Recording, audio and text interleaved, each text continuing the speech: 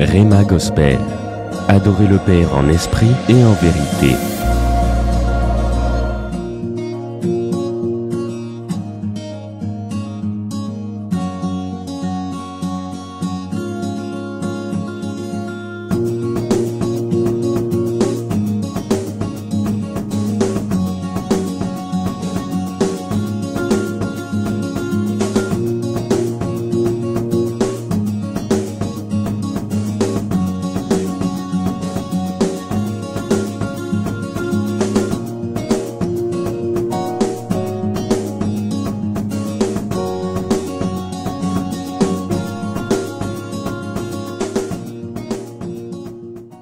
Bonjour à tous et bienvenue à Rhema Gospel Talk Show, une nouvelle plateforme sur laquelle nous discutons autour de la parole de Dieu et aussi autour de nos vies quotidiennes en tant qu'enfants de Dieu. Donc je suis Ruth Titipo, votre présentatrice de ce soir, mais je ne serai pas seule. Je suis aussi accompagnée de ma sœur, maman Abigail Eyenga. Comment est-ce que tu vas ce soir? Je vais très bien, Ruth. J'espère que toi aussi tu vas bien. Je vais très bien, c'est par la grâce de Dieu. Contente. C'est un privilège que nous commençons quelque chose de nouveau.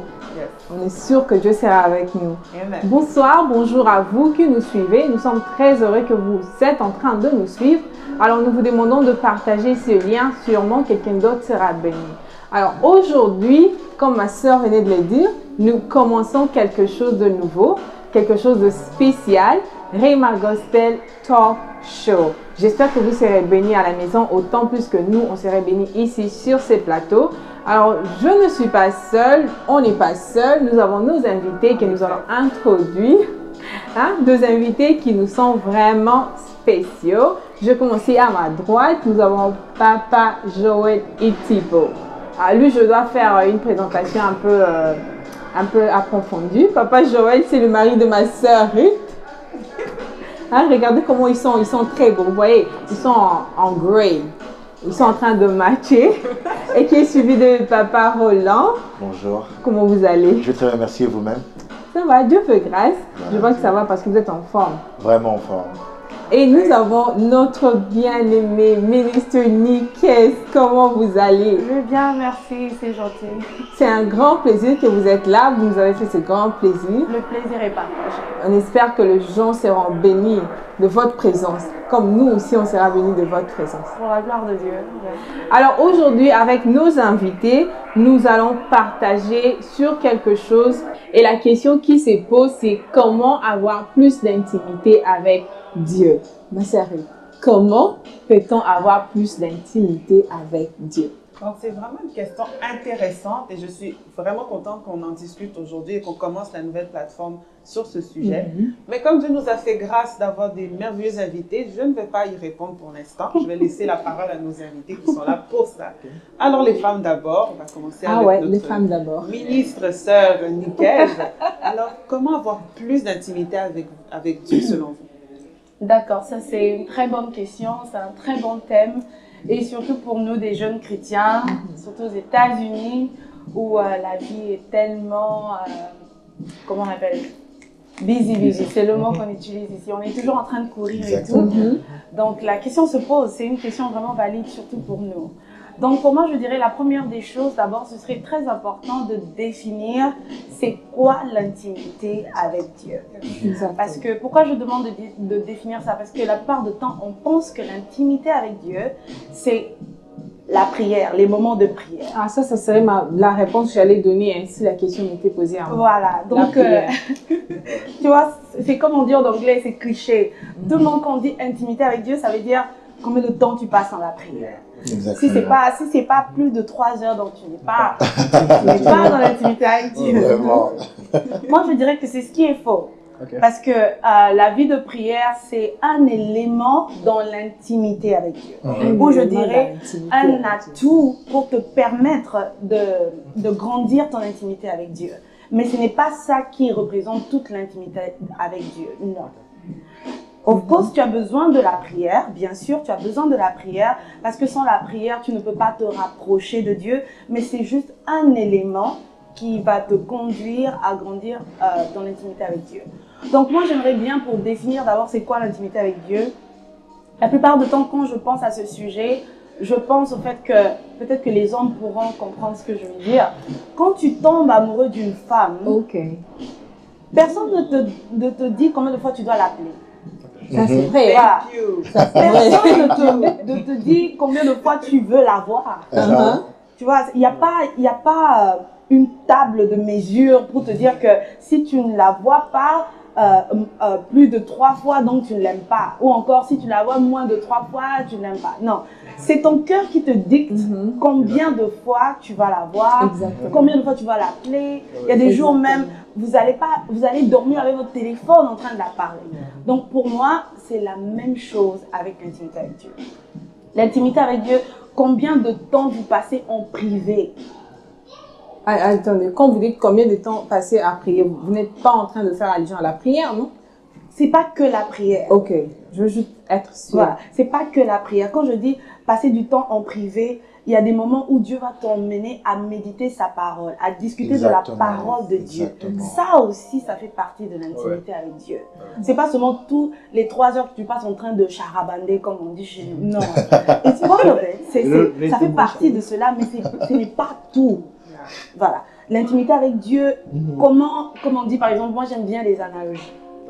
Par exemple, vous les hommes, quand vous avez votre femme, vous avez des temps où vous devez aller en voyage ensemble, vous avez des temps où vous sortez, vous allez manger ensemble, vous avez des temps où vous discutez, vous allez peut-être passer 1 heure dans la nuit, vous discutez, vous parlez de la journée. C'est la même chose avec Dieu. Mais c'est différent parce que quand vous dites que c'est la même chose avec Dieu, vous ne voyez pas que là c'est sa femme, c'est son homme, ils se voient quand ils partent manger, ou ils partent date, ils partent en voyage, je sais pas moi, ils sont ensemble, mais quand on dit intimité avec Dieu, je peux pas amener Dieu en voyage. Bon, en fait, comment dirais-je, pas littéralement, mais en fait, je ne peux pas. Non, c'est valide ce que tu dis. Je comprends parce que la plupart des gens pensent que comme Dieu n'est pas physique, donc c'est un peu difficile de cadrer à quoi va ressembler votre intimité, parce que Dieu n'est pas physique, Dieu est un esprit. Mais le problème c'est que quand tu penses que cet esprit est tout le temps avec toi, même quand tu voyages, même quand tu sors, même quand tu prépares, donc il y a lieu d'avoir une intimité. Papa Roland, qu'est-ce que vous pensez? Comment passer plus dans cette même optique, en fait, moi je crois de la même manière que maman Nicaise vient de le dire, c'est que cette intimité est basée par rapport à une relation d'abord en fait. Parce que on ne peut pas parler d'intimité avec quelqu'un avec qui on n'a pas de relation. Alors moi je crois que l'intimité c'est aussi la profondeur de la relation que l'on a. Puisqu'on a une relation avec le Seigneur, on se doit de la nourrir. Comme elle a donné un exemple, mon frère Joël qui est là, est marié, il sait qu'il ne peut pas passer 1 mois en dehors de sa maison sans sa femme, sans l'appeler, sans l'écrire, voilà, puisque c'est une relation, même en tant qu'homme, on les voit même en tant, même pas seulement hommes et femmes, même avec les amis, avec nos parents, on se doit de nourrir la relation en fait. Et la relation, on la nourrit par des conversations, par des cadeaux, par toutes ces choses qui sont en train de, qui régissent, qui rendent l'autre heureux. Alors dans ce même cadre, l'intimité va dans le cadre où on vit pour Dieu, on se disponibilise pour Dieu, on prie à Dieu, on donne son temps à Dieu et en mettant tous ces éléments ensemble, comme elle a dit, l'intimité ce n'est pas seulement la prière.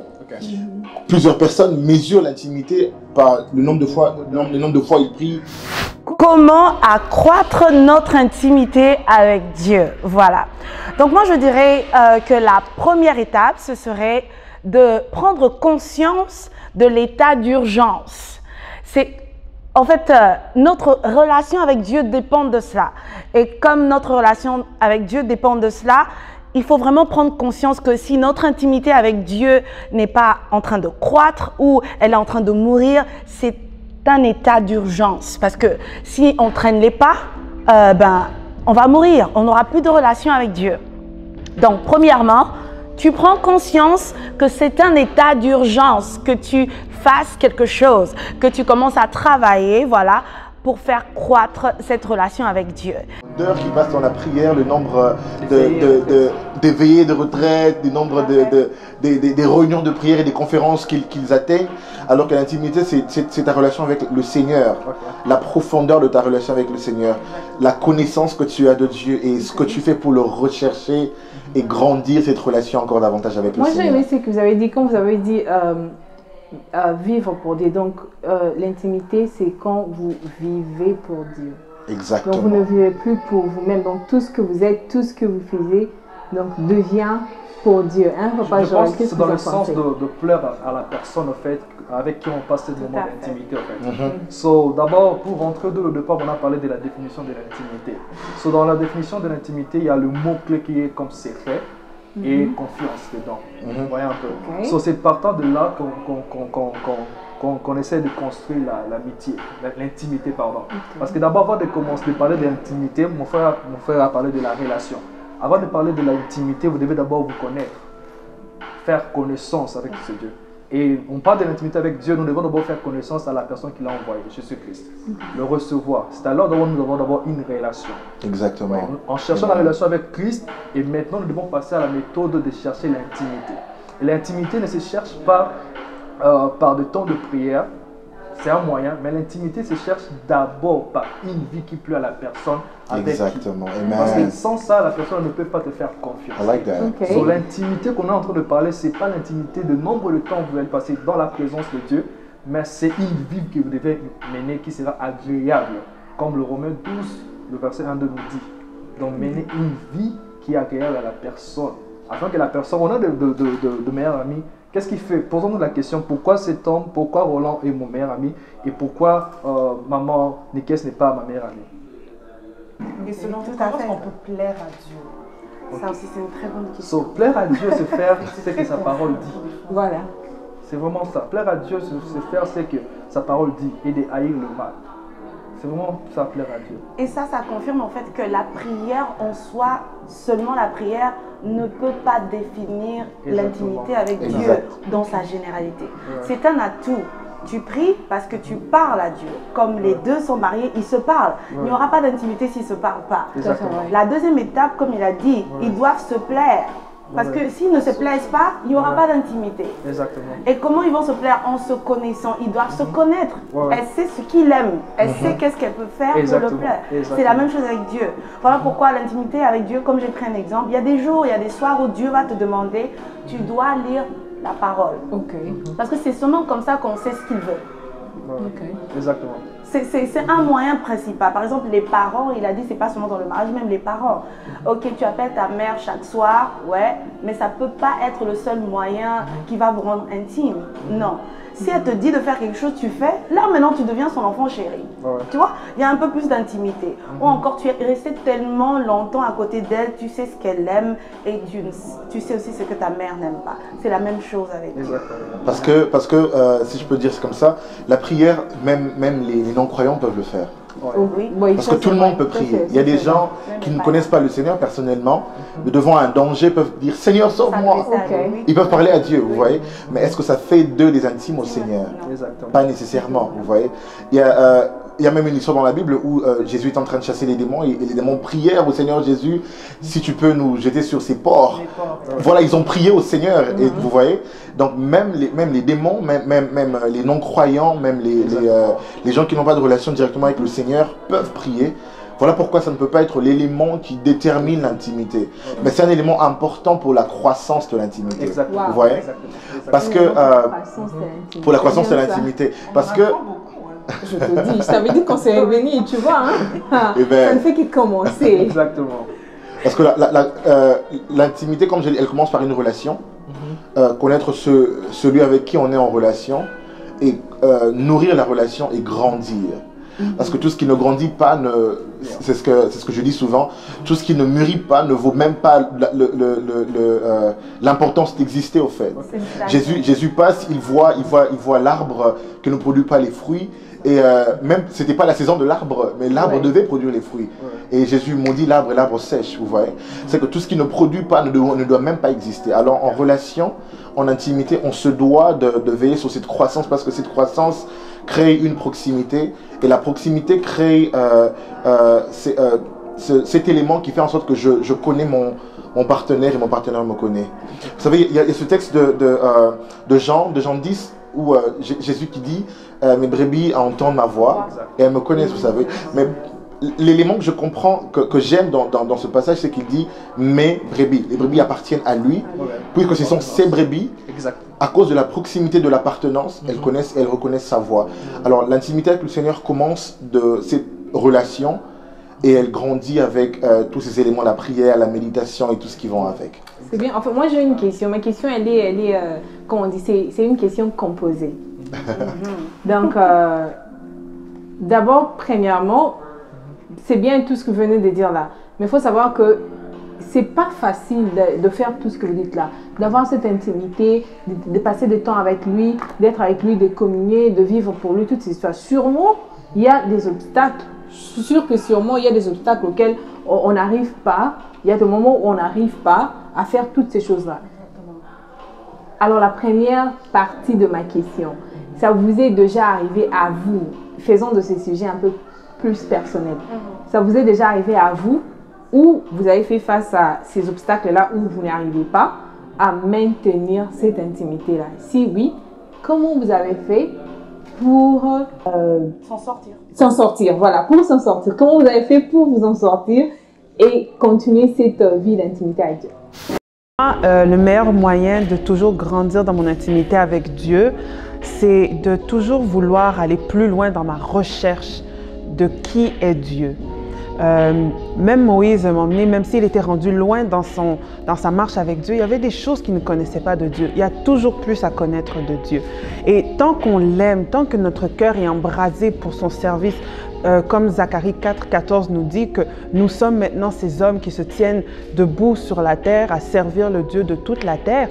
Il y a toujours plus loin à aller chercher dans la présence de Dieu. Ne croyons pas que oh, ça fait longtemps que je suis à l'église, ça fait longtemps que je sers Dieu, il n'y a plus rien à aller chercher, Dieu ne me parle pas.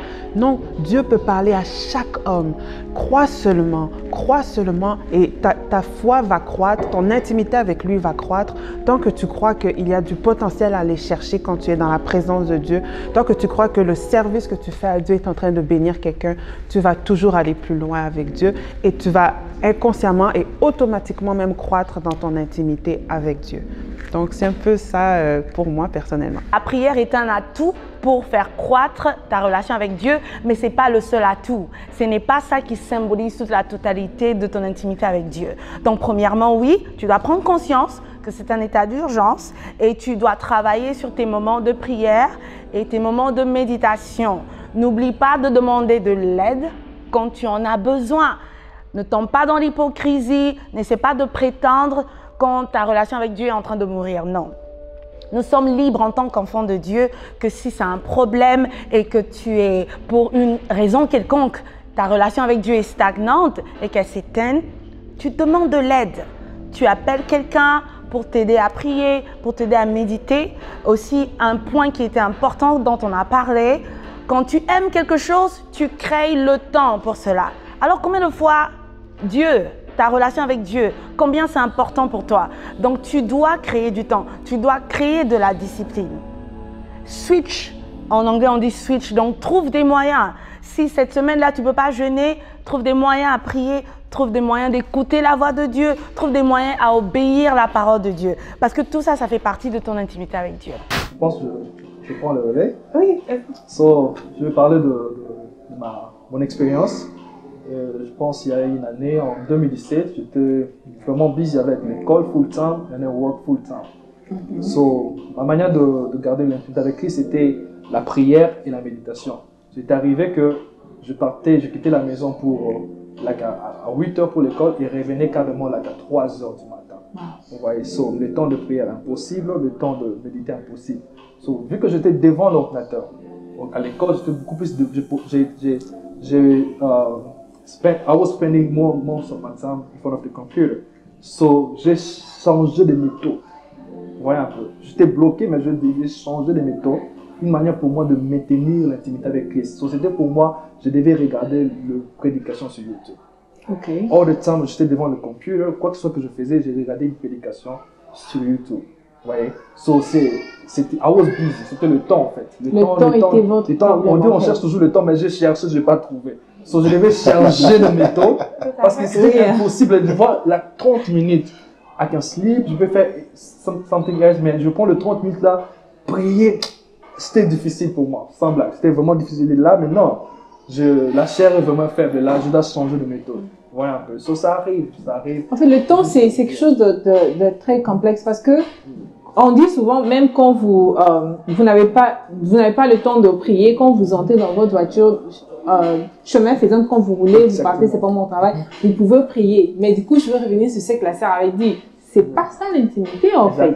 J'ai pas le temps, je suis busy, mais je me dis que j'ai le temps d'entrer dans ma voiture, je roule, je peux mettre de la musique ou je peux prier. C'est pas ça en fait, c'est pas ça qui fait mon intimité avec Dieu. Ça fait partie de l'intimité de Dieu, mais c'est pas ça qui symbolise toute l'intimité. En fait, en elle-même, ça ne suffit pas. Non, ouais, c'est exactement ce qu'on est en train de dire. Il faut pas penser que parce que tu passes 3 heures dans ton placard, c'est ça qui fait à ce que tu es intime. Non. Exactement. Non.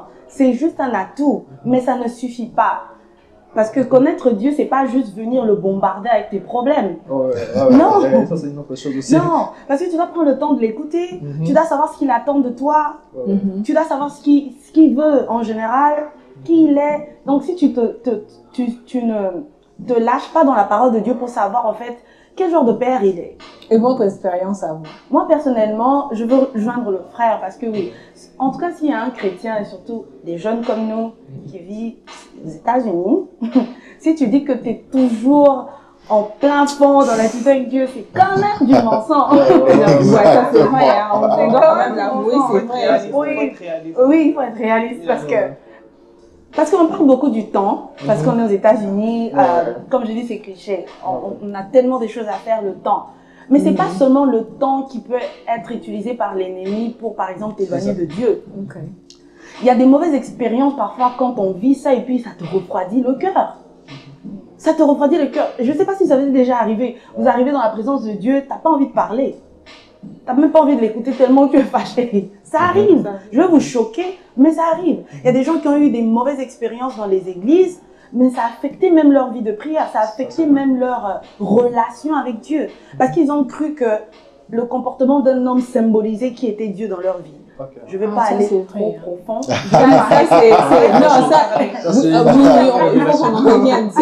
vrai. Non, oui, parce qu'on se limite justement, c'est parce que j'avais pas le temps. Parfois, le problème, c'est même plus profond que le temps. Parce que notre pasteur a l'habitude de dire quelque chose. Quand tu donnes la valeur à quelque chose, tu crées le temps. Exactement. Est-ce que c'est vrai ça? Tu crées le temps. Il a créé le temps. J'étais devant l'ordinateur. Il a créé le temps de suivre des prédications parce qu'il voulait entendre de la part de Dieu. Exactement. Parce que ça aussi, ça fait partie de l'intimité. Mais quand tu te décides de ne plus créer le temps, le problème est plus profond. Quelque chose a fait à ce que tu t'es éloigné. Quand tu te décides de ne plus parler à ta femme, ça, c'est pas une question de temps. C'est un problème. C'est plus profond que le temps. C'est plus profond que le temps. Voilà, il n'y a plus de problème. Là, il faut devoir en parler. Pour revenir sur la question, pour ne pas trop élaborer dessus, personnellement, ça m'a beaucoup aidé non seulement de comprendre que le Saint-Esprit est une personne et que c'est ton ami, il est toujours avec toi, même quand tu es fâché. Mais aussi de réaliser en fait que c'est l'aide que Dieu t'a donnée. Dieu nous a promis de nous donner une aide qui est une personne. Donc quand j'arrive pas, je ne sais pas comment créer le temps. Je ne sais pas comment me rapprocher de Dieu. Je triche, je demande à mon ami qui est le Saint-Esprit. Là, tricher est permis. Oui, je veux vous choquer parce que je parle au Saint-Esprit comme je vous parle. Beaucoup de chrétiens ne sont pas encore arrivés à cette étape-là. Voilà pourquoi c'est un gros problème que non, tu n'as pas l'intimité avec Dieu parce que tu n'as pas encore réalisé en fait qu'il y a une personne qui est avec toi, qui a été assignée pour t'aider en tout ce qui concerne ta vie et ta relation avec Dieu. Demande-le. Moi, ça a shifté comme lui. Il y a des moments, chaque mercredi, chaque vendredi, je jeûnais. C'était mon jour de jeûne. Parce que je pouvais. Quand ma saison a changé, je ne pouvais plus. Il fallait que je demande au Saint-Esprit, on fait quoi maintenant là? Parce qu'on ne peut plus jeûner le vendredi, ni le mercredi, on fait quoi? Il me dit donc à minuit, quand tu as l'insomnie là, tu restes calme, tu pries, ou tu ouvres la Bible. Tu médites. Il y a des moments où je priais en préparant. Il y a des moments quand je travaille même, je mets des clients en pause. Je rentre dans la loupe. C'est comme ça. On entre dedans. Oui, il demande comment créer le temps. Tu vois, et tu fais des choses bizarres même que les autres vont penser que ça c'est bizarre. Comment toi tu parles avec Dieu en préparant? Pour certaines personnes, c'est la folie pour les autres. Il est en esprit, on le fait en esprit. Oui, il est là avec toi tout le temps. Donc moi, ça m'a beaucoup aidé de réaliser que le Saint-Esprit est là, que je pouvais le demander comme ma vie shift, comment je dois m'adapter. Comment je fais pour arroser cette relation? Il me montre. Quand si c'est un problème qui est plus que du temps, parce que ça m'arrive parfois, j'ai pas envie de parler, ou Dieu m'a dit quelque chose, je suis en train de m'adapter parce que je suis pas prête à faire ce qu'il m'a demandé. Parce que l'intimité, c'est aussi obéir à ce qu'il t'a demandé. Voilà. Exactement. Pour ne pas trop parler, je passe. Bien sûr qu'on va avoir aussi l'expérience de papa Roland. S'il faut être très sincère, moi je dis souvent aux gens, je répète tout le temps aux gens, j'ai même parlé de ça à ma mère aujourd'hui, parce que c'est son anniversaire d'ailleurs aujourd'hui. Happy birthday, maman! On t'aime, hein. Il y a quelque chose qu'elle m'a appris. Une fois, elle me dit, Roland, Dieu voit les cœurs, Dieu voit tout. Et il voit les intentions de ton cœur, il voit les pensées de ton cœur. Et il n'y a personne qui peut, dans toute sa sagesse ou toute sa folie, mentir à Dieu. Et s'il faut être sincère, il y a des moments où on est fatigué. Il y a des moments où on en a marre de la vie. Il y a des moments où je prie pour ce problème pendant tellement longtemps et puis il marche pas, je me fâche. Je me rebelle un tout petit peu. Je dis, voilà Seigneur, tu es en train de perdre un fils. Hein, tu vois, je prie plus. Hein, je jeûne plus et tout. On se décide d'aller loin du Seigneur. Il y a des moments, ça peut être le péché, vous voyez. Il y a des moments... il y a ces choses pour lesquelles tu t'es repenti plusieurs fois, que tu es tombé et tu as tellement mal, tu es fatigué de te repentir pour la même chose que tu te décides d'abandonner carrément. Et tu t'éloignes du Seigneur et ça te refroidit. Et tu ne sais plus comment parler au Seigneur. Tu te sens sale, tu te sens très loin de Dieu et que tu n'arrives même pas à lever les yeux et parler au Seigneur. Vous voyez, celui pour qui on pouvait aujourd'hui dire notre Père, on ne sait même plus le regarder dans les yeux, vous voyez. On se sent tellement loin de Dieu que ça affecte notre intimité avec le Seigneur, que ça affecte cette relation avec le Seigneur. Vous voyez. Et on n'est même plus en mesure de prier, on n'est même plus en mesure d'adorer le Seigneur, on n'est même plus en mesure de passer ce temps avec le Seigneur, ou soit de vivre en étant conscient de la présence de tous les jours. Et cela affecte. Et ce que je fais quand des moments comme ça arrivent, c'est qu'à un moment, par la grâce de Dieu, je m'arrête. Et je me rends compte que je suis loin de Dieu. Je me rends compte qu'il est loin. Et faut se dire vrai, Dieu n'a jamais été le problème. Dans tous les cas, ce sera toujours notre... Parce que Dieu ne viendra pas lire ta Bible à ta place. Il ne viendra pas se repentir à ta place. Et d'ailleurs, lire la Bible, c'est notre avantage, en fait. Exactement. Il est déjà mort pour toi à la croix. C'est ça, c'est pour notre avantage. Et si je peux rien, en fait. Sur cette phrase-là, il n'y a rien qu'on peut faire qui va le surprendre. Exactement. Ton péché que tu trouves extraordinaire, lui, il a déjà vu ça. Il est éternel. Il n'y a rien, en fait, que tu peux faire qui peut lui mettre « Oh, waouh, ça, je ne peux pas ». Donc, ça revient. La balle nous revient maintenant. Exactement. C'est à toi de prendre ton courage au lendemain et te rapprocher. Exactement. J'ai aimé ce qu'un pasteur a dit une fois, c'est qu'il a dit que le sang de Jésus est plus profond, qui peut même engloutir le péché le plus profond. Donc il n'y a rien de plus grand devant de Dieu que Dieu ne peut pas engloutir. Mais le problème, c'est nous. Plusieurs fois, comme dans mon cas, tu te sens tellement loin du Seigneur que tu te décides de rester à ton coin. Mais le danger avec cela, c'est que plus tu es loin du Seigneur, plus tu t'enfonces, parce que Satan ne perd pas de temps, hein. Il ne perd pas son temps. Il est toujours là en train de rôder. Lui, il s'approche. Exactement. Parce que quand tu es près de Dieu, il ne peut pas te toucher près de Dieu. Non. Et quand tu t'éloignes, il trouve de l'opportunité pour entrer dans la relation. C'est un peu comme, il y a toujours... dans notre cercle d'amis, ces genres de personnes qui, quand toi et ta fiancée ou ta femme, vous avez des problèmes, il est là, il attend l'opportunité pour rentrer dedans. Il y a des gens comme ça, et puis dès qu'il trouve une voie, il entre pour pouvoir t'éloigner davantage. Je te dis, il te donne des choses. Vous savez, il m'est arrivé de me dire, peut-être que je suis destiné à aller en enfer.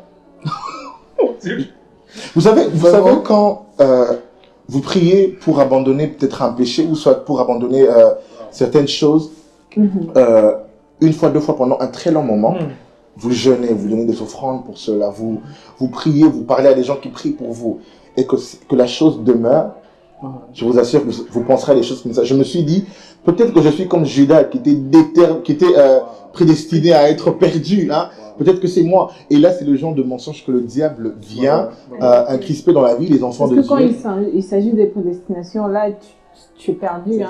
Parce que c'est et comment moi déjà. Donc tu ne peux pas le changer.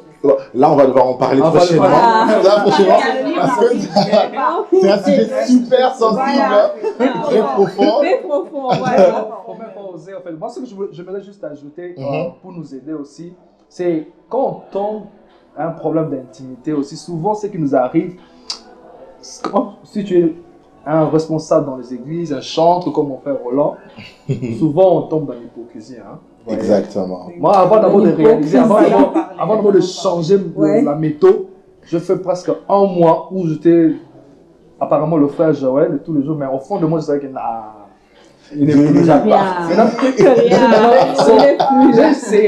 j'ai essayé beaucoup de méthodes, ça ne marchait pas, Un jour, c'est moi comme ça, après un culte au vendredi, mon père spirituel sortait, et il était avec sa femme. J'ai dit non, si je parle pas, je meurs. Exactement. Papa, moi je ne plus plais. Mais regarde comme ça, il dit papa, je ne plus plais. Je ne lis plus la Bible, rien de deux. Mais regarde, c'est quoi le problème? J'explique comme je vous ai expliqué. Et c'est lui qui me dit, cherche un moyen. Il y a la prédication que tu peux suivre. Il y a les Bibles audio que tu peux suivre. Il y a YouTube, il y a la musique. Et par la musique, j'écoute déjà la musique avant, ça ne va rien vraiment changer. Mais il m'a proposé la prédication sur YouTube. Cherche un homme de Dieu, cherche même donc, l'homme de Dieu que j'avais suivi, c'était mon père spirituel, le pasteur Marcelo. À l'époque, mes roommates m'appelaient même le fils de Marcelo. Parce que j'ai écouté ses prédications, là, 6 prédications par jour. Parce que je travaillais devant l'ordinateur pendant un long moment. C'est un peu ça. Donc Phil, ne te sens pas lésé de dire à la personne, à ton ami, que non, mon frère, je suis dans vraiment. Mon intimité avec Dieu, ça ne marche pas. C'est comme ça, là, on arrive 2 ou 3 jours à s'éloigner de Dieu et le diable s'approche. En fait, ce que tu es en train de dire, c'est que l'un des moyens, par exemple, de lutter contre le fait de perdre l'intimité avec Dieu, c'est aussi de demander de l'aide. Exactement, c'est ça le mot. Parce qu'il y a des moments, la plupart de nous, on oublie ça, mais c'est très important. On se dit que tellement, surtout certains d'entre nous, on se dit, devant ton nom, il y a un titre. On oublie que ceux-là, ce ne sont pas des titres. Il y a une ministre qui est là. Parce que les gens prennent ça pour des titres. Et pourtant, c'est juste une fonction. J'aime bien faire cette différence parce que quand tu prends ça pour un titre, c'est là où tu peux tomber dans l'hypocrisie. Mais quand tu comprends que c'est une fonction auquel Dieu t'a appelé, la fonction te demande aussi de demander l'aide pour bien faire ta fonction, ce à quoi tu es appelé. Parce que c'est une différence qui est très importante. Si tu penses que c'est un titre, pasteur c'est un titre, prophète c'est un titre, donc tu vas te sentir comme j'ai ce titre, je suis un peu trop haut pour demander de l'aide. Mais quand tu comprends que ce n'est pas un titre, c'est une fonction, tu n'hésiteras pas d'aller demander de l'aide pour mieux accomplir ta fonction. Est-ce que vous sentez un peu la différence? Exactement. Ça fera presque 10 ans que je sers dans le ministère de la musique à l'église. Et pendant tout ce temps, je me suis rendu compte d'un fléau qui touche ceux qui sont au service.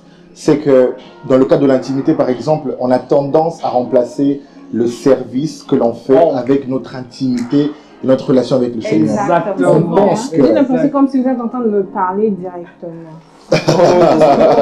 J'ai l'impression comme si là vous me parlez. Ce que Roland dit là, de la même chose que certaines personnes pensent que les 3 heures de Charababa, ça remplace leur intimité. Non, c'est une partie de l'intimité, mais c'est pas tout. Exactement.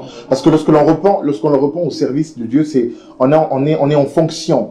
On est en train de travailler pour le Seigneur.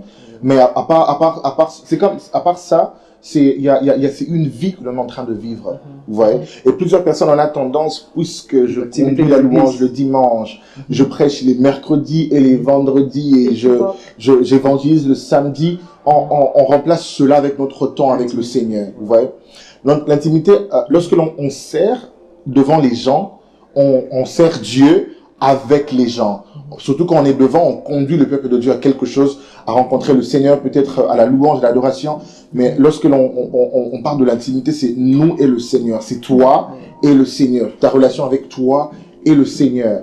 Et plusieurs personnes ont cette tendance de pouvoir remplacer le travail que l'on fait dans l'église pour l'intimité avec le Seigneur. Puisque je sers régulièrement, puisque je suis souvent à l'église, j'ai pas besoin de chercher le Seigneur pour moi-même. J'ai pas besoin de marcher dans les voies de Dieu. J'ai pas besoin de chercher à entendre le Seigneur. J'ai pas besoin d'avoir ce moment avec le Seigneur, parce que plusieurs personnes, même plusieurs chantres par exemple, n'arrivent pas à adorer le Seigneur quand ils sont seuls. Hein. Le chantre, hein. Sérieux? Le chantre. Exactement. Oh wow. Vous savez, j'adore quand ils sont juste avec le micro devant les gens. C'est très facile parce que la foule stimule. La foule excite ton esprit, en fait. Quand tu vois les gens prier, ça te motive, vous voyez. Ouais. Et plusieurs fois, quand on est seul devant Dieu, c'est très calme. Et par moments, ça fait peur. Ça fait peur. Et je vous assure, maman Nicaise, c'est un problème sérieux. J'ai vu des hommes et des femmes qui conduisent des cultes dans des foules, mais qui n'arrivaient pas à un moment de passer du temps et prier. Ils peuvent prier. Adorer le Seigneur seul, ils n'arrivent pas. Ils n'arrivent pas à adorer parce qu'ils sont habitués à ce feedback avec la foule, en fait. Et quand c'est des réactions. Voilà, des réactions de la foule. Quand on chante, quand les gens lèvent les mains, ça te shift encore quand les gens s'agenouillent, quand les gens pleurent, ça te shift encore. Ça compte Ça compte dans quel sens? Dans le sens où tu es en train d'adorer, tu es dans l'atmosphère, c'est juste parce que en fait, les gens sont en train de nourrir aussi ce que toi tu donnes. Et ça te met dans le. C'est très dangereux. L'atmosphère. Corrige-moi si j'ai tort. Non, vas-y, maman. Ça, c'est un département. Tu as aussi? Yeah. Oui. C'est très dangereux parce que, comme il a soulevé un point, en fait, quand on est devant les gens, tu es un outil que Dieu est en train d'utiliser. Et j'ai souvent fait rire ma famille parce que je disais à mon petit frère, je parlais d'une des sœurs, j'ai dit, elle, quand elle sert, parce que je ne vais pas rentrer dans les détails, j'ai dit, attention, aide la sœur parce qu'elle oublie en fait quand tu es en service, il faut faire la différence. Quand tu es en service, tu es disponible pour que Dieu t'utilise afin de nourrir quelqu'un d'autre. Exactement. Donc tu dois savoir que tu n'es pas dans ton placard là. Je ne sais pas si vous faites la différence. Tu es disponible pour que Dieu t'utilise afin d'aider quelqu'un d'autre. Tu es en service et tu n'es pas en intimité avec Dieu. En intimité avec Dieu, c'est là où nous on se nourrit. C'est là où je nous dis que ça compte pas en fait. Ça compte pas parce que c'est un peu comme si le couteau te dit que c'est maintenant qu'il est en train d'être lavé. Non, là on est en train de l'utiliser pour couper la viande. On n'est pas en train de le laver, on n'est pas en train de l'aiguiser, on n'est pas en train de. C'est deux choses différentes. Et ça m'étonne pourquoi? Parce que sans l'intimité avec Dieu, je ne sais même pas comment tu vas. Tu peux te tenir devant les gens. C'est vrai que ça sera une performance, mais tu seras vide. Exactement. Qu'est-ce que tu peux communiquer? Et qu'est-ce que tu n'as pas reçu de Dieu? Si c'est très dangereux parce que tu seras vide. Parce qu'on fait souvent cette confusion de la performance, comme je disais à une sœur. Elle a dit non, il y a certains chantres, quand ils commencent à chanter, en tout cas, tu te dis que vraiment, il ne lit pas les gens. J'ai dit pourquoi? Non, parce que sa voix n'est pas raffinée, sa voix n'est pas... Ok. Là, le raffinement, c'est un outil que Dieu nous donne afin de faire notre travail. Notre travail, c'est pas de faire les balades. Notre travail, c'est de conduire quelqu'un dans la présence de Dieu. Maintenant, les dons que Dieu te donne, si tu peux faire ta voix comme... c'est un bonus, c'est un don, c'est un outil que Dieu te donne pour faire ton travail. Mais ton travail, ce n'est pas de faire les balades. C'est un outil. On confond l'outil et le travail. Ta voix, c'est un outil. Mais ton travail, le but pour lequel Dieu t'a donné cette voix, c'est de conduire, de faciliter l'adoration de quelqu'un. De tellement réjouir le cœur de Dieu qu'il descend et commence à faire maintenant ce qu'il voulait faire. C'est ça le travail, c'est pas la voix. Maintenant, tu dois travailler ta voix parce que c'est l'outil que Dieu t'a donné. Il va te demander qu'est-ce que tu en as fait. Il t'a donné un outil, donc tu dois l'aiguiser. It needs to be sharp, comme on dit en anglais. So you can use it. Mais c'est pas ça le travail. Le travail, c'est de conduire quelqu'un dans la présence de Dieu, de faciliter l'atmosphère afin que Dieu se réjouisse et fasse ce qu'il veut. Donc, si on peut récapituler pour ceux qui nous suivent à la maison, le fait de venir servir n'est pas le résumé de ta recherche d'intimité avec Dieu. Non, c'est une conséquence de ton intimité, avec Dieu. Wow, ça c'est bien. Il ne faut pas venir servir, chantre, musicien, peu importe ce que tu fais à l'église. Il ne faut pas venir servir si on ne sent pas que notre intimité avec Dieu est au maximum de sa capacité, si je peux dire. Aussi, je veux aussi ajouter un peu que les activités de l'église ne sont pas des moyens par lesquels un chrétien peut faire accroître son intimité avec Christ. Vous pouvez répéter ça un peu, pour que les gens puissent écouter très bien ce qu'il vient de dire. Les activités de l'église, convention, concert, ce ne sont pas des moments où tu peux faire accroître ton intimité avec Christ. Ce sont des moments où, ce sont des temps de grâce, où Dieu peut faire descendre une manifestation quelconque, un miracle, prophétie, quoi que ce soit pour aider quelqu'un. Ce ne sont pas des moments que nous, les chrétiens, on peut utiliser pour nous faire grandir ou quoi, soit faire grandir notre intimité avec Dieu. Je dirais que ça ne suffit pas. Exactement. Parce que dans la prière, dans des moments communautaires, on peut recevoir de Dieu. Mais comme j'ai dit au début, c'est que il doit se passer une croissance. Oui. Quelque chose parce que recevoir, on reçoit tous les jours. Oui. On reçoit à l'église des dimanches, on reçoit à l'église, on reçoit des frères et sœurs dans les partages. Mais après, qu'est-ce que l'on fait de cette graine qu'on a plantée au fait? S'il n'y a pas croissance, il vaut mieux que cette graine meure même. Parce que la croissance, c'est ce qui montre le résultat de l'intimité. Et à cause de la proximité avec le Seigneur, nous grandissons dans la relation. Et vous vous rendez compte que de plus on est proche du Seigneur, de plus on passe du temps avec le Seigneur, de plus on investit dans la relation avec le Seigneur, on est en mesure de pouvoir grandir dans la foi, on est en mesure de pouvoir ressembler au Seigneur. Et comme les brebis dont Jésus parle dans Jean 10, nous serons en mesure de reconnaître la voix du berger. Alors comment grandir dans son intimité, comment avoir une intimité avec le Seigneur? Moi je crois que personnellement elle vient avec ce côté relationnel.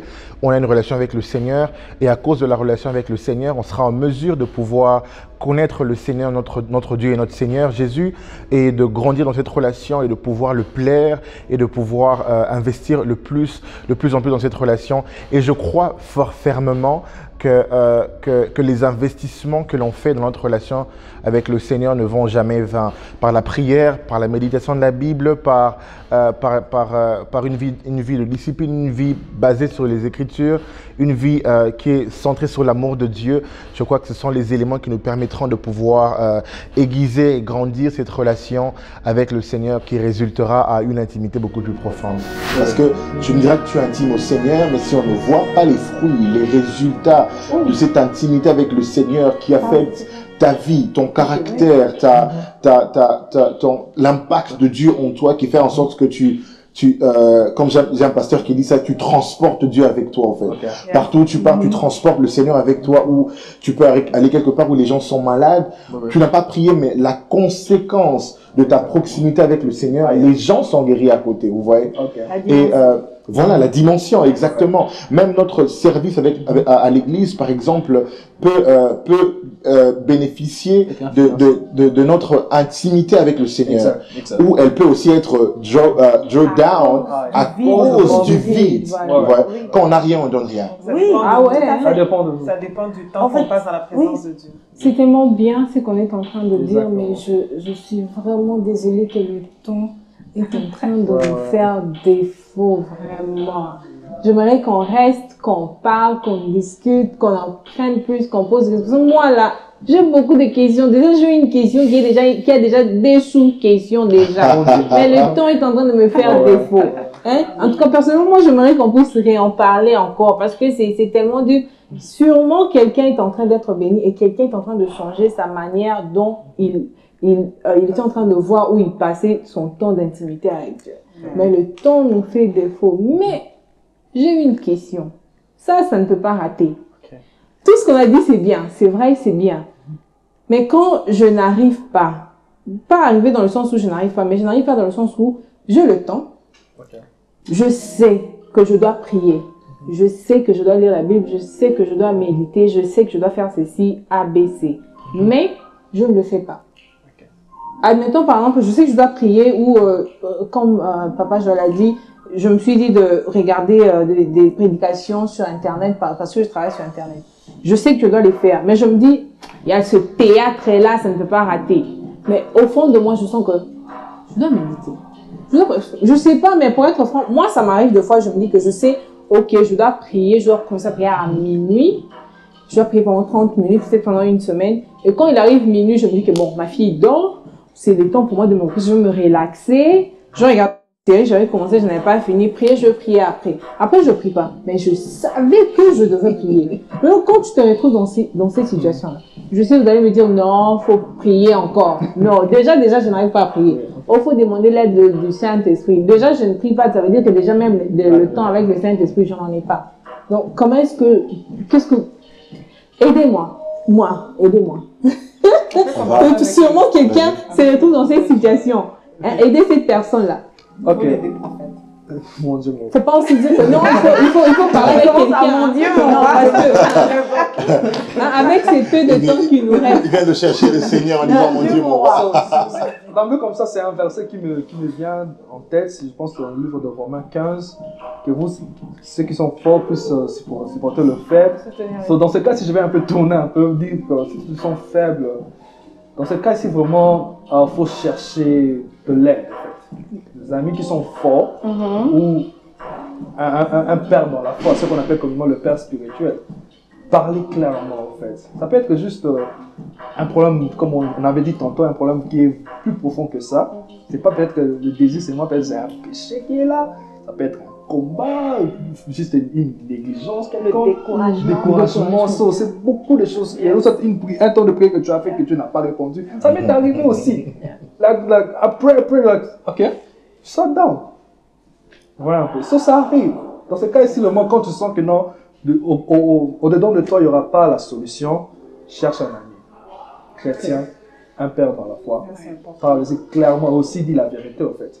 Mais quand tu parles là-bas, je ne prie pas, mais tu parles le plus profond, c'est quoi le problème, il ne va pas t'aider. C'est un peu ça ce que je peux dire comme réponse.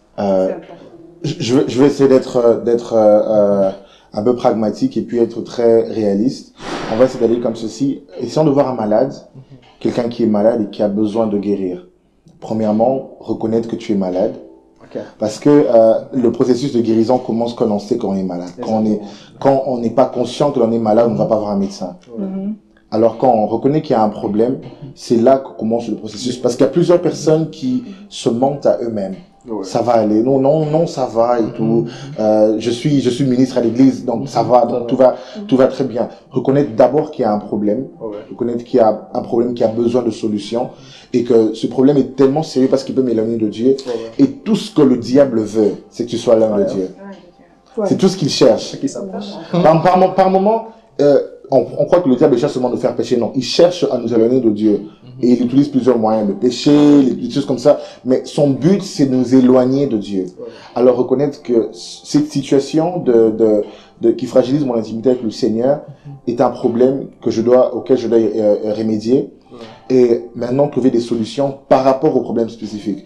Quand on reconnaît la racine du problème, si c'est un problème, par exemple, je n'ai plus peut-être de temps pour prier, essaie de revoir ton horaire, par exemple. Non, je disais que j'avais le temps. J'ai le temps de prier, mais je ne prie pas. Vous avez le temps de prier. Dans ce genre de cas, par exemple, c'est que vous devez revoir votre relation avec le Seigneur. Okay. Ouais. Parce que notre relation avec le Seigneur est une relation d'amour. Puisqu'on aime le Seigneur, on passe du temps avec le Seigneur. Si j'ai du temps, mais je ne veux pas prier, est-ce que j'aime le Seigneur? Devant répondre à cette question, d'aimer le Seigneur, il y a cette prière que je fais toujours. Je clôture quand je prie, je dis Seigneur, aide-nous à t'aimer encore plus, à t'aimer, parce que quand on aime le Seigneur, même lorsque l'on se sent faible, on trouvera un moyen de crier au secours à Dieu. Seigneur, je suis en train de tomber maintenant, aide-moi, donne-moi ta main. Et cet amour de Dieu sera le carburant qui fera en sorte que même à quatre pattes, vous allez chercher le Seigneur, même en train de saigner à la dernière goutte, vous aurez une seconde pour dire Jésus aide-moi, Jésus aide-moi. Et comme Joël vient de le dire, aussi par rapport à la racine du problème, aller parler à quelqu'un, aller parler à des mentors, aller parler à des frères et des sœurs. La raison pour laquelle Jésus ne nous a pas laissé il nous a laissé dans une communauté, l'église. C'est pour que nous soyons en mesure de parler les uns les autres, de prier les uns pour les autres et de se soutenir. Et c'est tellement important. Par moments, ça fait mal quand je vois que l'église aujourd'hui est seulement un lieu où on vient se rencontre, on prie et puis on part. On oublie le sens communautaire de la chose, en fait, le sens de la famille. Jésus a laissé des frères et des sœurs qui ont un seul Père qui est Dieu.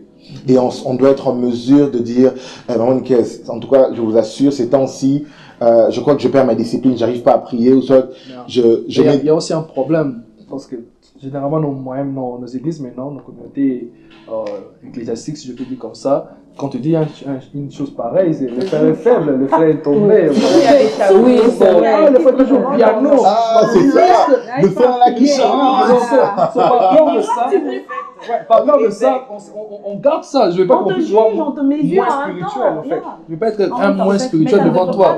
C'est pas parce que je vais utiliser des moyens pragmatiques comme le frère. C'est pas parce qu'il y a des faux dollars qu'il n'y a pas des vrais dollars. Exactement. C'est pas parce qu'il y a des frères immatures qu'il n'y a pas des frères matures. Il faut distinguer le vrai et le faux. Il faut distinguer. C'est là que le discernement vient. C'est pas à tout le monde que tu vas aller exposer ta nudité ou demander de l'aide. Peut-être que même la personne à qui tu es en train de demander l'aide, il est par terre. Parce qu'il ne peut pas t'aider. Exactement. Donc il faut discerner à qui tu vas demander de l'aide. Exactement.